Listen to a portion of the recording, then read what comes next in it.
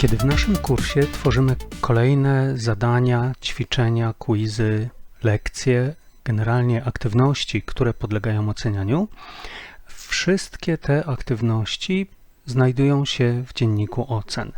I oceny, które studenci otrzymują za te aktywności, również trafiają do dziennika ocen. I w sposób automatyczny również jest zliczana ocena końcowa za cały kurs.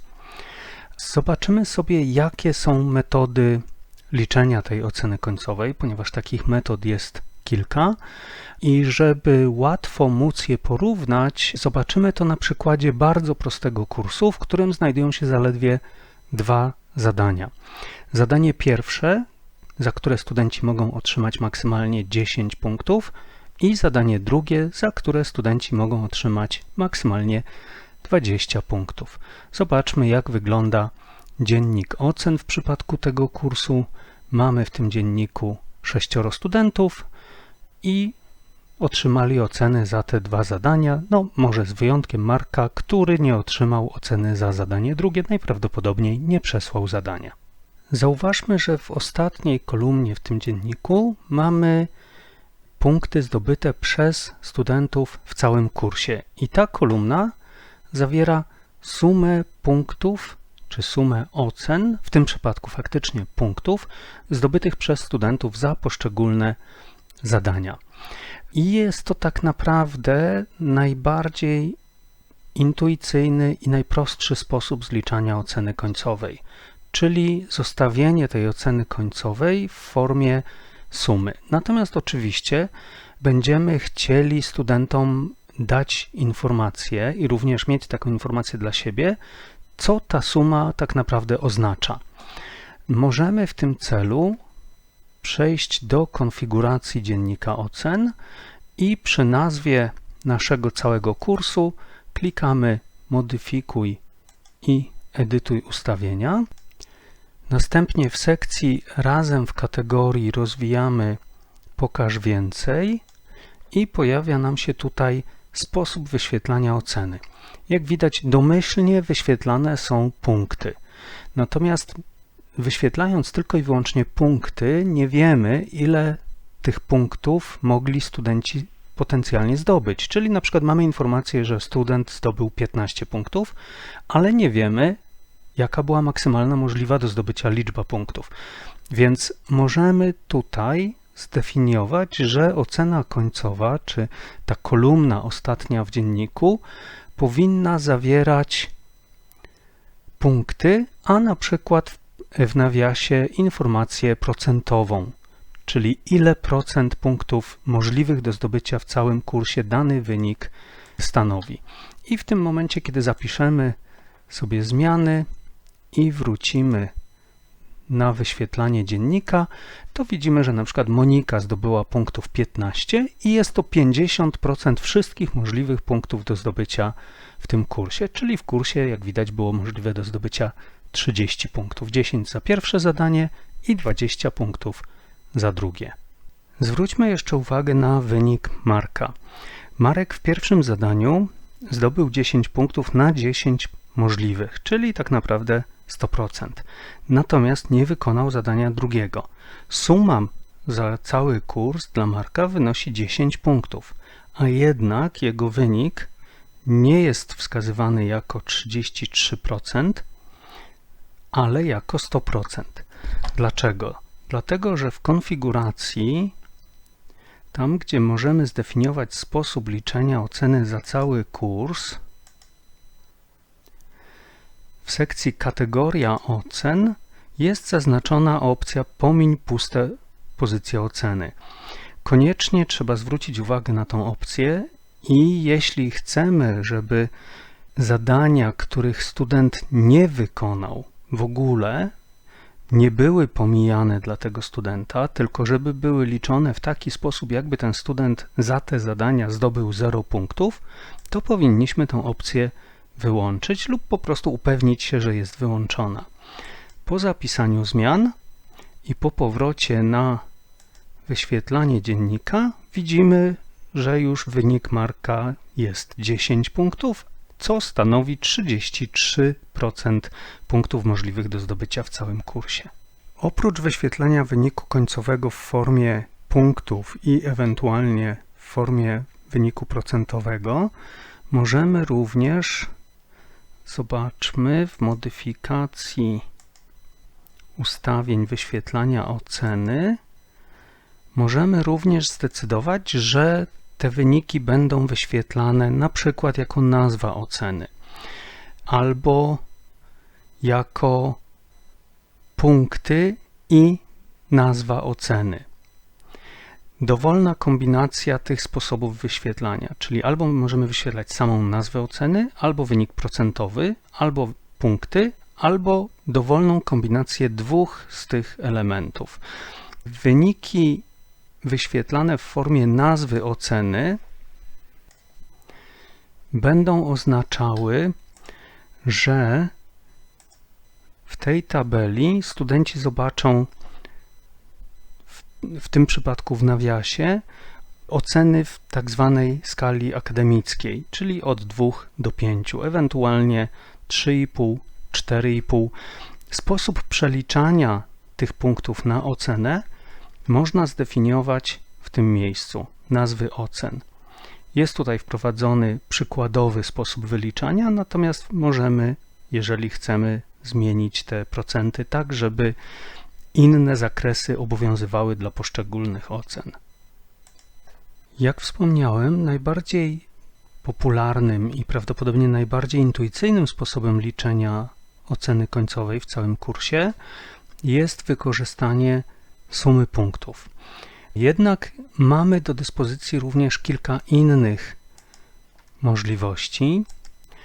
Na przykład, kiedy przejdziemy sobie w modyfikowanie ustawień wyświetlania oceny za cały kurs i rozwiniemy Pokaż więcej w sekcji Kategoria ocen, to możemy zobaczyć, jakie są jeszcze inne metody wyliczania oceny końcowej. Metody typu mediana ocen, najniższa ocena, najwyższa ocena czy dominanta są dość oczywiste, ale raczej będą wykorzystywane w bardzo specyficznych i bardzo rzadkich przypadkach. Być może częściej będziemy potrzebowali wykorzystanie średniej. I w tym momencie, jak widać, jeżeli chcemy wykorzystać średnią, to mamy do dyspozycji aż kilka różnych możliwych średnich. Czym one się różnią? Najbardziej popularne są średnia ocen i prosta średnia ważona ocen.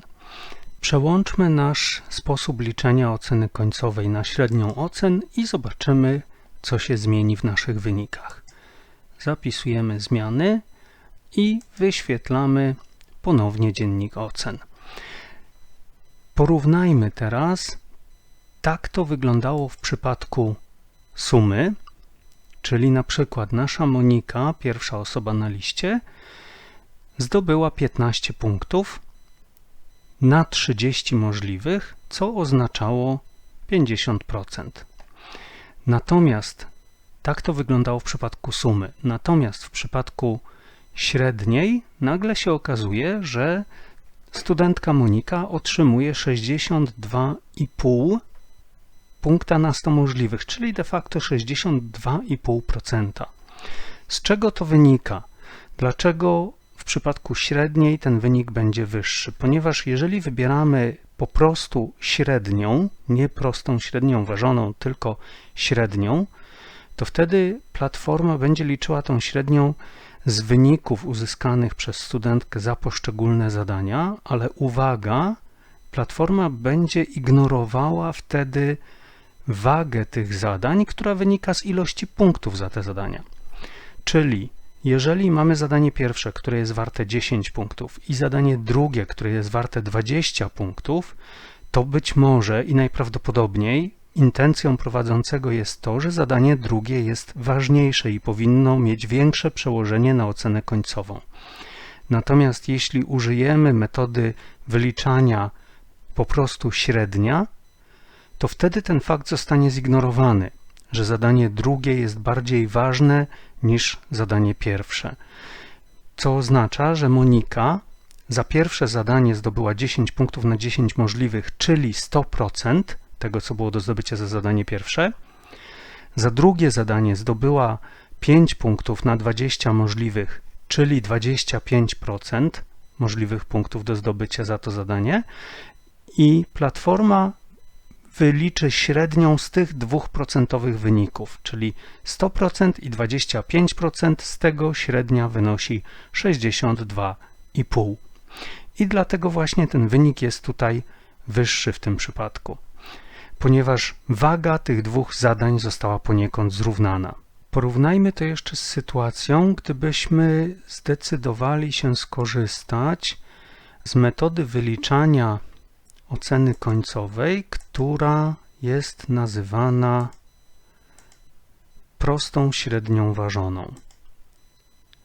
Po zapisaniu zmian i po powrocie do wyświetlania, jak widać, ponownie studentka Monika ma wynik na poziomie 50 punktów, liczone ze 100 możliwych w całym kursie, czyli tak naprawdę mówimy tutaj o procentach. Czyli jak widać w tym przypadku, platforma bierze pod uwagę ważność zadań, kiedy wybierzemy właśnie ten rodzaj średniej, prostą średnią ważoną. Oznacza to, że studentka Monika otrzymała 100% punktów za zadanie pierwsze i otrzymała 25% punktów za zadanie drugie, ale zadanie drugie jest 2 razy ważniejsze, bo jest przewidziane za nie 2 razy więcej punktów niż za zadanie pierwsze, czyli w całym kursie zadanie pierwsze stanowi 33% punktów możliwych do zdobycia w całości kursu, a zadanie drugie potencjalnie stanowi 66,7% punktów możliwych do zdobycia w całym kursie. Czyli wynik za pierwsze zadanie, 100% wynik jest mnożony przez wagę tego zadania, czyli 33%. Wynik 25% uzyskany w zadaniu drugim jest mnożony przez wagę tego zadania, czyli 66,7%. I w efekcie studentka otrzymuje 50% punktów za cały kurs. I na koniec zobaczmy jeszcze pozostałe dwie metody liczenia średniej, chociaż one są już rzadziej wykorzystywane i mniej intuicyjne, ale żebyśmy wiedzieli, z czym one się wiążą. Czyli gdybyśmy wybrali metodę liczenia oceny końcowej jako średnia ocen z dodatkowymi punktami, to wtedy ocena końcowa, czy wynik końcowy studenta byłby liczony dokładnie tak samo jak w przypadku tej pierwszej średniej, czyli po prostu średniej ocen, która ignoruje ważność różnych zadań wynikającą z tego, że za jedno zadanie może być więcej punktów niż za drugie, ale dodatkowo przy tej metodzie możemy wprowadzać zadania, które będą traktowane jako zadania opcjonalne, które będą pozwalały studentom zdobyć dodatkowe punkty, nie podnosząc maksymalnego wyniku za cały kurs. Natomiast metoda wyliczania średnia ważona powoduje, że po zapisaniu zmian tutaj na ekranie konfiguracji dziennika ocen pojawiła nam się możliwość wprowadzenia wag dodatkowo do naszych zadań. Natomiast ta metoda z wagami byłaby bardzo nieintuicyjna w momencie, jeżeli mamy tak czy inaczej zróżnicowanie pomiędzy zadaniami, jeżeli chodzi o ilość punktów do zdobycia w tych zadaniach. Ponieważ różna ilość punktów do zdobycia w różnych zadaniach już tak naprawdę jest jakąś wagą. Wprowadza nam wagę tych zadań. Więc gdybyśmy my niezależnie od tych różnic punktowych wprowadzili jakąś wagę tutaj, czyli na przykład zadanie pierwsze ma być 3 razy ważniejsze niż zadanie drugie, to wtedy by się nagle okazało, że ta waga faktyczna zadań jest odwrotna do wagi wynikającej z liczby punktów, więc zdecydowanie nie polecam takiej kombinacji. Jeśli chcemy używać tej metody oceniania, czyli średnia ważona, to wtedy powinny wszystkie zadania w kursie mieć taką samą liczbę punktów i ewentualnie wtedy można zróżnicować wagi pomiędzy tymi zadaniami, używając tej kolumny wagi.